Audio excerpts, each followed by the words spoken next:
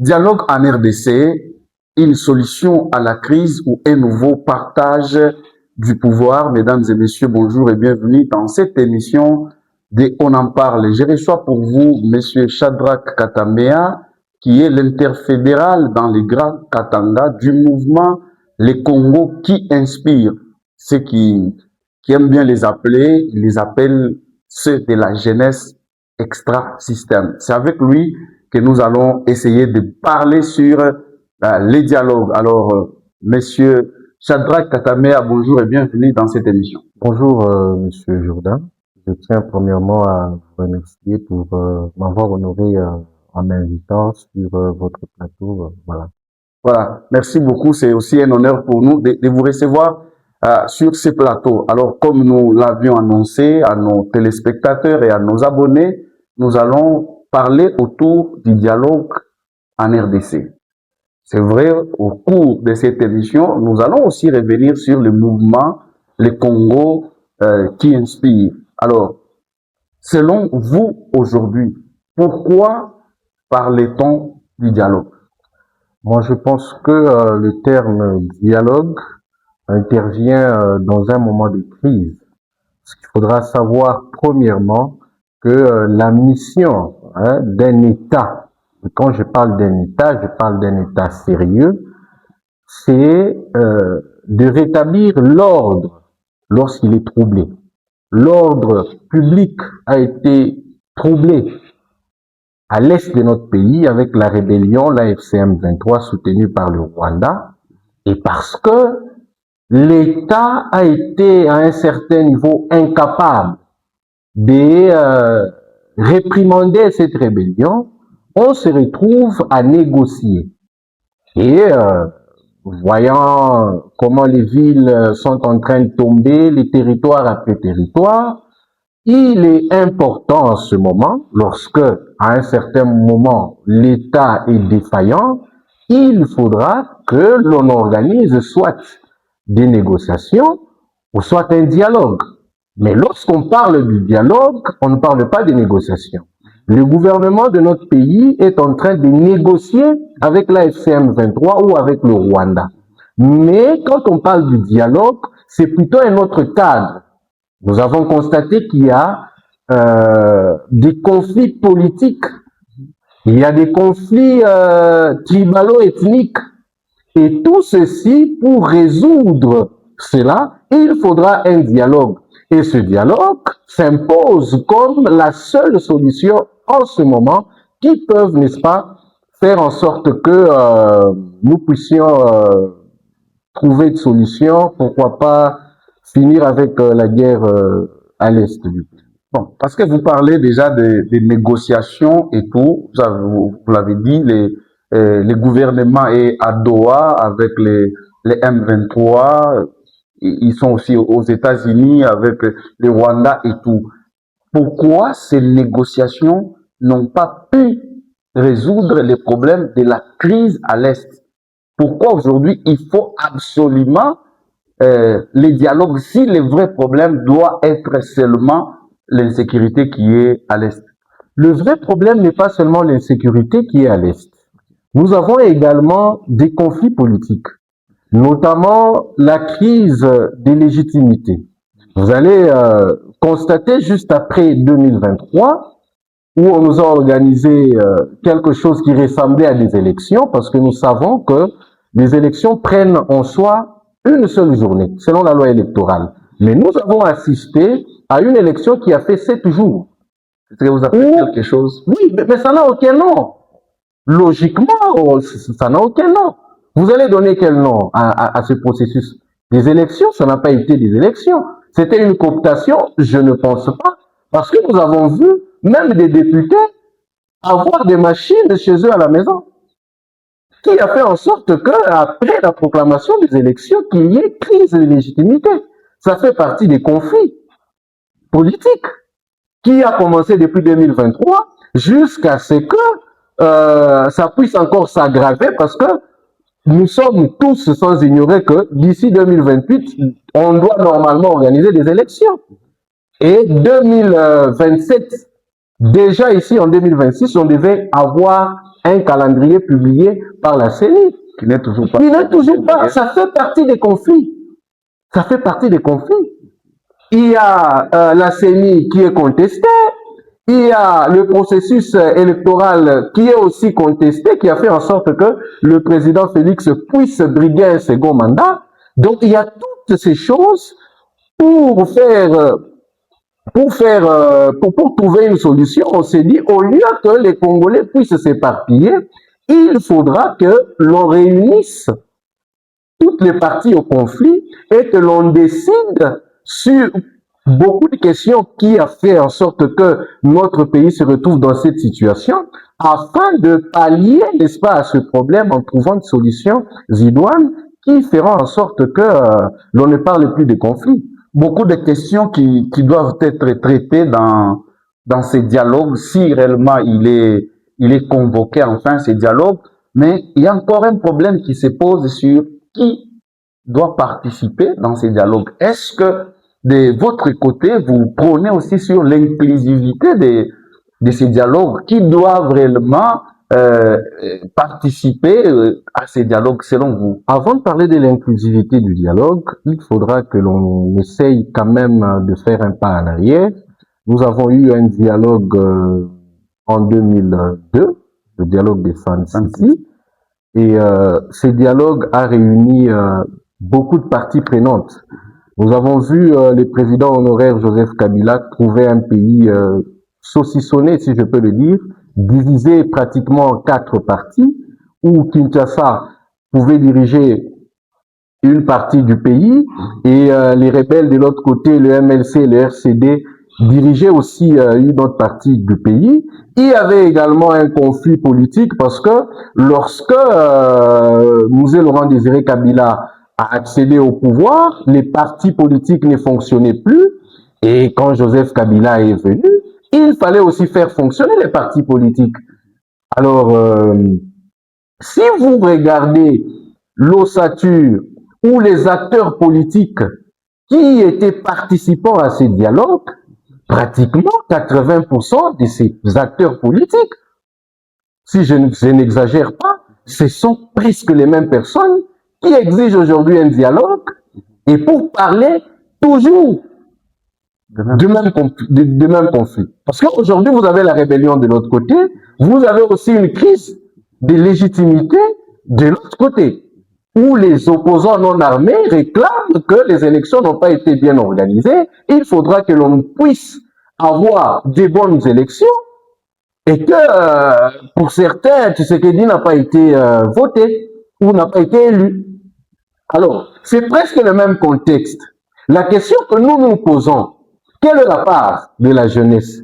Parce que d'ici 20 ans, d'ici 30 ans, les acteurs politiques qui veulent décider de l'avenir de notre pays en ce moment ne seront plus vivants. Pour certains, d'autres seront vieux.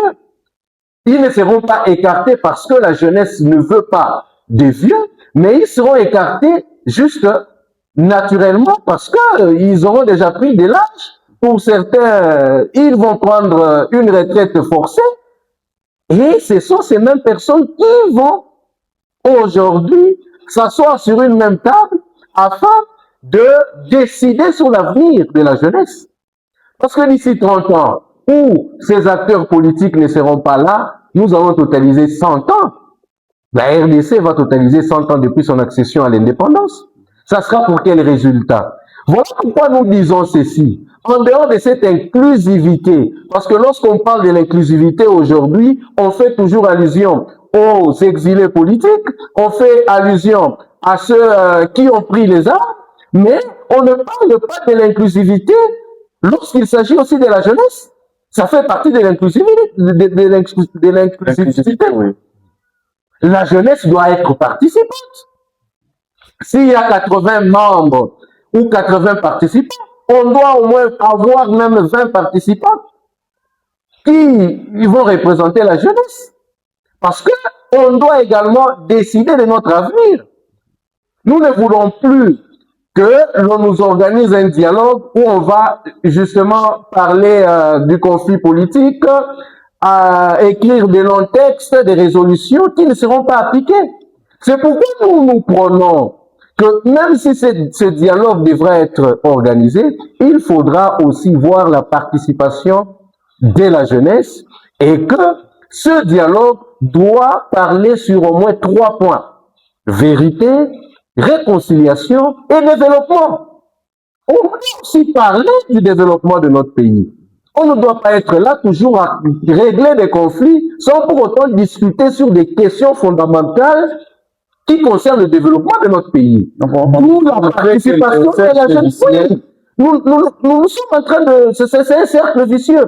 Et je vous rassure que si ces 3 points ne sont pas inscrits lors de ce dialogue, après 10 ans, après 15 ans, nous allons revenir encore avec un autre dialogue. Il y a toujours des frustrés qui vont... Il y aura toujours des frustrés parce que les frustrations en politique ne peuvent pas se terminer. Il y a toujours des frustrations en politique.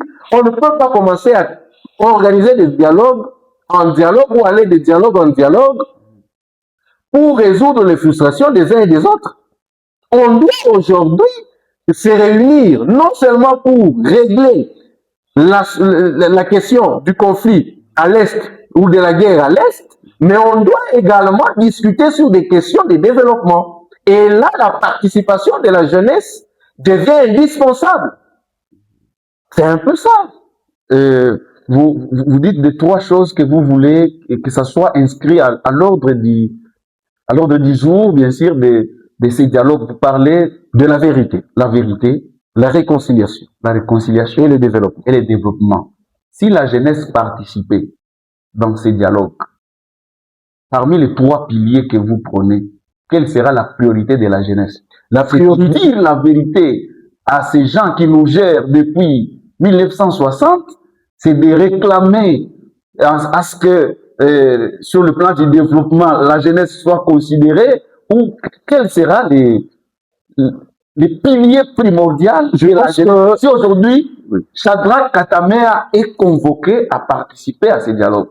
Je pense que à un certain moment, lorsque vous m'avez posé cette question, vous avez aussi répondu à une partie de cette question.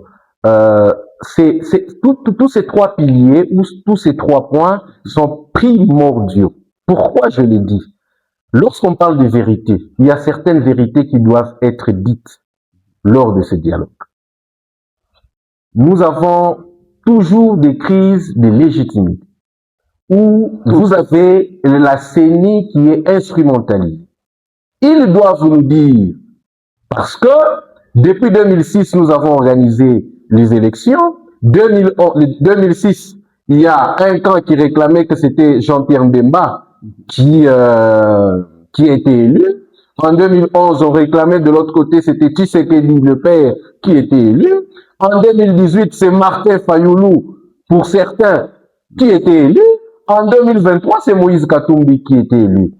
Les animateurs de la CENI, durant tous ces 3 processus électoraux, devront nous dire la vérité sur ce qui s'était passé lors des élections. Même si pour certains, ils ne sont plus vivants. Voilà, mais il y a quand même ceux qui ont constitué le comité de la CENI. Ils doivent dire des vérités. Et certains doivent nous dire, certains acteurs politiques, devront nous dire aujourd'hui pourquoi ils prennent des armes contre notre pays. Ils doivent nous dire toutes ces vérités. Il y a différents accords qui ont été signés dans ces pays.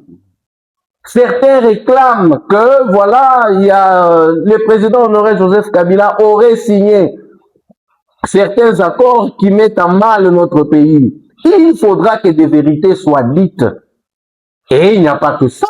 Il y a tant de choses qui doivent être dites lors de ce dialogue. Après ces vérités, nous avons les confessions religieuses qui peuvent, n'est-ce pas, permettre à ce qu'il y ait maintenant une réconciliation nationale.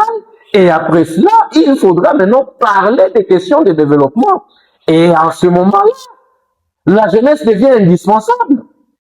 Parce que je ne cesserai de vous rappeler que d'ici 2060, la RDC va totaliser 100 ans.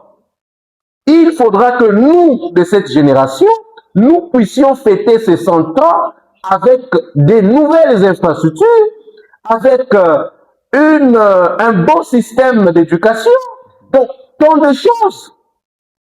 Les infrastructures sanitaires, la gratuité de la maternité, qu'elle soit effective, la gratuité de l'enseignement soit effective.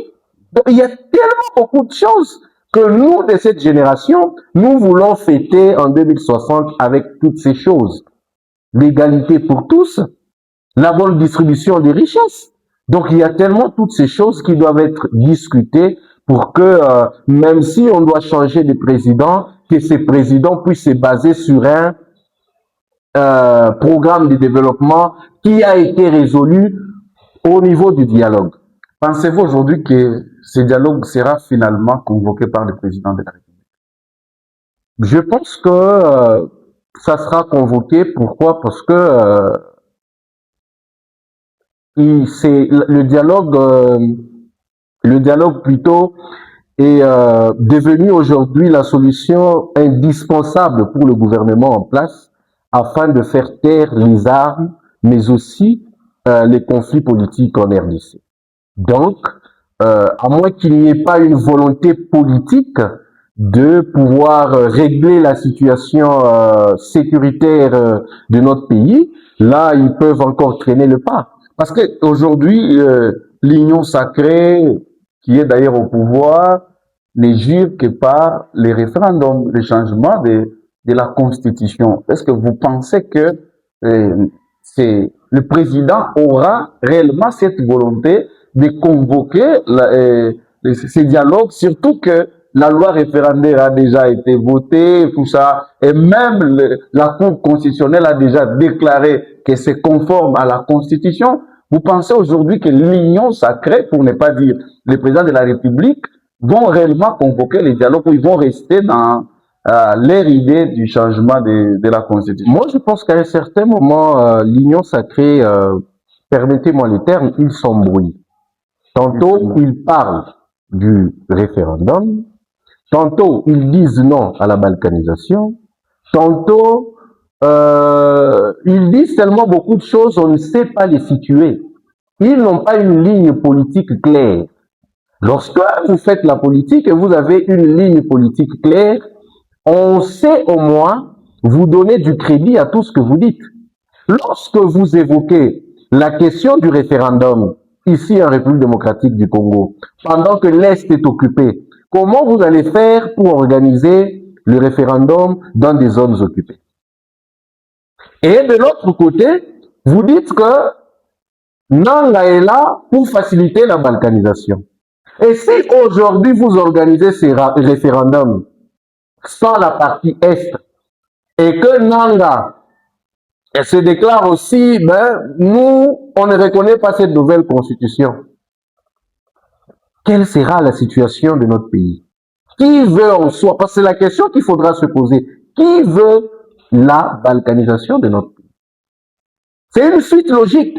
Lorsque vous voulez organiser un référendum sans les zones occupées, sachez que vous voulez faciliter, en quelque sorte, la balkanisation. Et vous allez traiter des autres de pouvoir faciliter la balkanisation ou d'être en connivence avec les ennemis. C'est justement là l'incohérence. Vous n'avez pas une ligne politique claire. Voilà pourquoi vous parlez aussi de l'autre côté du référendum. De l'autre côté, vous dites qu'on ne peut pas organiser les élections sans la partie, les zones occupées. Or, vous savez très bien que le référendum est synonyme ou est presque la même chose que les élections. Donc, il y a tellement cette confusion qui fait en sorte que par moment, on ne prête pas du crédit et on ne voit pas pourquoi on doit commencer à analyser cette question parce que nous sommes rassurés, nous, même de la jeunesse extra système, que ce référendum ne sera pas organisé. La solution au conflit de l'Est de notre pays ou au conflit politique de notre pays, il faudra qu'on organise un dialogue et que ce dialogue puisse réunir tout le monde, que l'on trouve des solutions pour voir comment envisager un développement pour notre pays. Et vous pensez que si ce dialogue est réellement convoqué et que la vérité est dite comme vous veniez de le dire, ça sera le tout dernier dialogue dans ces pays? S'ils suivent les schémas que je vous ai présentés, je pense que ça sera le dernier. Je pense que ça sera le dernier. Parce que nous avons eu des dialogues, mais ce dialogue n'ont pas vraiment... on n'a pas eu cette question du développement. Et certaines vérités n'ont pas été dites. Voilà. Nous espérons que ce dialogue sera convoqué parce que nous comptons sur la bonne foi aussi du président de la République qui compte beaucoup pour ces pays, qui pourra finalement convoquer ces dialogues et tout. Alors, aujourd'hui, les mouvements qui inspirent, les Congos qui inspirent, voilà. Vous avez dit de la jeunesse extra-système, vous tenez à ce que ces dialogues soient convoqués. Pensez-vous être représenté dans ces dialogues si on tenait compte de la jeunesse? Est-ce que les mouvements, les Congos qui inspirent, peut être représentés dans ces dialogues?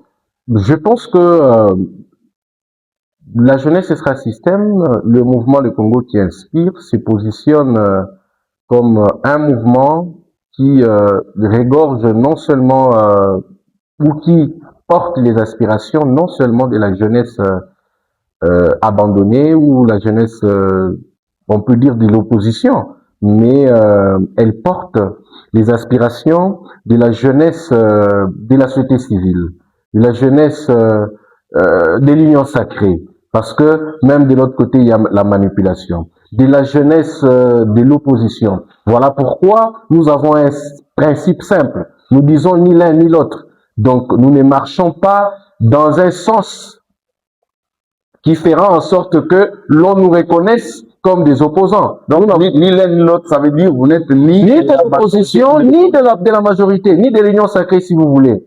Donc, nous portons les aspirations de toute une jeunesse.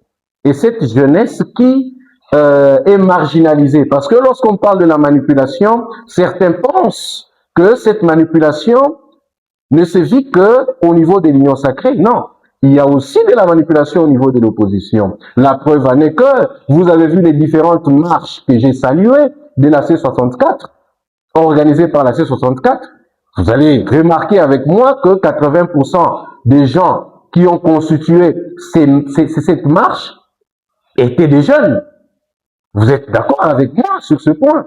Mais lorsqu'il s'est agi d'aller représenter cette jeunesse ou cette opposition, nous n'avons pas vu les leaders de l'opposition ou de la C64 être accompagnés ne fût-ce que des deux jeunes. Donc, on peut aussi sous-entendre que à un certain niveau, j'ai dit bien à un certain niveau, ces jeunes ont été manipulés. La C64 qui commence à avoir aussi des petits problèmes au sein d'elle, avec les départs d'Alain Bolodjoa et autres. Ben ça, c'est leur cuisine interne. C'est pourquoi nous portons les aspirations d'une jeunesse. On ne peut pas nous identifier comme des jeunes de l'opposition ou soit des jeunes de l'union sacrée. Encore moins de la société civile. Nous sommes au-delà, nous sommes au-dessus de la mêlée. Nous portons les aspirations de toute cette jeunesse abandonnée, de toute cette jeunesse marginalisée, de toute cette jeunesse manipulée. Alors, vu que nous parlons de cette jeunesse extra-système, aujourd'hui, je sais pas moi, les visionnaires ou c'est lui les visionnaires, Nathanaël Onokomba, qui est en prison jusqu'à aujourd'hui malgré la déclaration de la cour militaire. Qu'est-ce que la jeunesse extra-système en pense aujourd'hui pour son cas d'abord? Moi, je pense que c'est que la jeunesse extra-système pense de celui qu'on appelle... Parce qu'on dit que sa santé n'est pas bonne, ses avocats ont alerté, il y a un moment où il a même fait la grève de faim, tout ça. Moi, je pense que c'est que la jeunesse extra-système dit, en ce qui concerne celui qu'on appelle affectueusement désormais le guide de la jeunesse extra-système, et que Nathanaël Onokomba était poursuivi pour 2 chefs d'infraction. Au niveau du tribunal militaire qui s'est saisi, n'est-ce pas, de ce dossier, on a parlé de l'apologie du terrorisme, mais aussi, pour la 2e infraction, c'était la minimisation des actes posés par les criminels ou les rebelles de l'Est, à la guerre de l'Est. Voilà, on parlait de minimisation de ces actes posés à l'Est du pays. Alors, pour la première infraction, le juge a acquitté, ou le tribunal a acquitté Nathanaël Onokumba de ses chefs d'infraction. Maintenant, il restait la deuxième infraction où le juge ou le tribunal militaire s'est déclaré incompétent. Parce que ils ont jugé que cette infraction devait normalement être jugée ou traitée à une juridiction civile. C'est alors qu'on va prendre M. Nathanaël Onokumba, l'amener au niveau de Makala. Mais avant de l'amener au niveau de Makala, il y avait un calme après ce jugement. Normalement, il devait recouvrir sa liberté. C'est à ce moment-là, lorsqu'il a vu que les choses traînaient, il a décrété une grève de faim. Et vous n'êtes pas militaire, plutôt vous n'avez pas besoin d'être un médecin pour comprendre que lorsqu'une personne décrète une grève de faim à sec, pendant plus de 7 jours, pendant plus d'une semaine, il doit tomber malade. Donc, il est souffrant, mais cette grève de faim a été levée le jour où il a quitté cette juridiction militaire ou la prison militaire de Ndolo vers la prison de Makala. Et ce que nous pensons de ce dossier, nous disons ceci, il y a un dialogue qui doit être convoqué, et avant que ce dialogue ne soit convoqué, il y a ce qu'on appelle les mesures de décrispation politique. Et quand on parle de décrispation politique, nous avons d'ailleurs vu l'acte posé par le gouvernement congolais au niveau de l'ambassade de la RDC en Belgique, où on a remis le passeport qui a été confisqué d'Olivier Kamitatou. C'est parmi des actes de décrispation politique. Il y a aussi mais ils ne doivent pas s'arrêter jusqu'à remettre le passeport à M. Olivier Kamitatou. Il y a des prisonniers politiques tels que Nathanaël Onokumba qui croupit jusque-là. C'est un prisonnier politique. Le dossier est vide. Le dossier est vide. Et l'infraction de minimisation des actes posés à l'est du pays, est-ce qu'aujourd'hui, on peut évaluer l'accord de Washington qui a été conclu entre la RDC et le Rwanda? Ça nous a apporté quoi? Aucune solution sur terrain. La guerre continue. Mais Nathanaël Onokumba n'a fait que critiquer cet accord. Parce que pour lui, cet accord ne reconnaissait pas le Rwanda comme agresseur. Et c'est ce qui a fait en sorte que Nathanaël Onokumba soit arrêté. Mais aujourd'hui, parce que au niveau du tribunal militaire, il a été acquitté pour les chefs d'infraction d'apologie du terrorisme. Et vous voulez aujourd'hui le ramener devant un tribunal civil pour qu'il soit jugé parce que il a critiqué l'accord de Washington. Moi, je pense qu'il fait partie des prisonniers emblématiques ou des prisonniers politiques emblématiques et il doit être libéré avant la convocation de ce dialogue. Parce que ça fera partie de mesures de décrispation politique qui sont posées comme préalables ou qui s'inscrivent comme préalables avant la convocation d'un dialogue. Voilà. Alors, nous sommes en train de chuter petit à petit avec cette émission. Parlez-nous d'une manière brève de votre mouvement et surtout ici au Katanga, pour ne pas dire dans les Hauts-Katanga, pour ne pas dire les Grands Katanga, parce que vous êtes interfédéral dans les Grands Katanga. Comment vous vous organisez? Comment ça fonctionne ici, les mouvements, les Congo qui inspirent? Nathanaël Onokumba, lors de sa dernière émission, il avait dit une phrase qu'il ne voulait pas que l'on les considère comme un berger. Parce que lorsqu'on frappera le berger, les brebis se disperseront. Il a voulu que l'on les considère comme un soldat et que nous aussi nous sommes des soldats et que après lui, même s'il est frappé, le combat doit continuer. Et c'est ce que fait aujourd'hui la jeunesse extra-système. Le mouvement vit, Et nous nous organisons, nous posons ou nous organisons des activités, des réunions publiques, des conférences. D'ailleurs, il y a une conférence qui sera organisée très bientôt, ici au niveau de l'interfédération. Donc, le mouvement continue à s'organiser. Vous avez un siège ici? Le siège n'a pas été encore ouvert ici, okay. Mais ça viendra. Okay. Alors, il s'est fait que nous continuons à s'organiser comme des soldats. Et le combat continue. C'est d'ailleurs ce qui fait en sorte que vous voyez non seulement ma présence dans les médias, mais la présence aussi de certains de nos communicateurs ici, au niveau de l'interfédération, dans les médias. C'est-à-dire que nous continuons les combats. Et notre combat est d'éveiller les consciences de la jeunesse. Parce que on se dit, sans éveil de la conscience, on ne peut pas espérer un changement. C'est d'ailleurs ce qui a fait en sorte que l'on puisse créer ce mouvement, le Congo qui inspire. Parce que il faut éveiller les consciences afin de pouvoir espérer un changement. Et le mouvement existe, le mouvement continue à travailler et on ne réclame pas seulement la libération du président Nathaniel Olokomba, mais nous sommes sur terrain pour continuer avec ce combat d'éveil de la conscience de la vie. Voilà, alors Monsieur Shadrach Katamea, nous sommes en train de chuter petit à petit comme j'étais en train de le dire. Un dernier mot. Un dernier mot est adressé à la jeunesse extra-système. La jeunesse extra-système devra savoir que depuis la création de leur mouvement ou de notre identité qui est celle de la jeunesse extra-système, nous sommes basés sur les discours de nos pères de l'indépendance.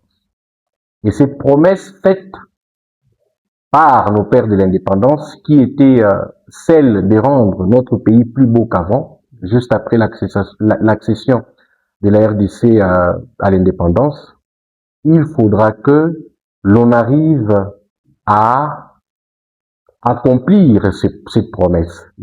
Et le mieux à faire, c'est de nous tenir main dans la main en tant que jeunes conscients, et que nous arrivons à relever le défi. Le défi que cette génération ou notre génération devra relever, c'est le défi de rendre ce pays plus beau qu'avant. Et le dialogue aujourd'hui se présente comme des assises qui feront en sorte que notre voix soit entendue, afin que l'on puisse, d'ici 60 ans, et puis d'ici 100 ans, que l'on puisse fêter l'indépendance de notre pays en se regardant droit dans les yeux pour dire à nos enfants et à nos petits-enfants que au moins notre génération a pu relever le défi que nos pères de l'indépendance s'étaient fixés. Voilà, je ne peux pas finir cette émission sans poser cette question. Pourquoi les choix de la couleur blanche et pourquoi vos manches sont toujours retroussées? En 30 secondes seulement. Voilà, je vais aller très rapidement. C'est une identité. Okay. La chemise blanche symbolise que notre combat est pacifique et restera pacifique. Okay. Lorsque nous avons nos manches retroussées, ça veut dire tout simplement que lorsqu'une personne veut se mettre au travail, il ne peut pas avoir des manches comme ça. Il doit retrousser ses manches pour montrer qu'il veut ou il vient de se mettre au travail. Mais lorsque vous voyez cette cravate bleu marine, oui, ça aussi. Pourquoi la couleur bleu marine? La couleur bleu marine symbolise l'autorité. La couleur bleu marine symbolise le sérieux et la loyauté. C'est-à-dire que nous sommes sérieux dans ce que nous faisons et nous resterons loyaux. Nous resterons loyaux à notre pays.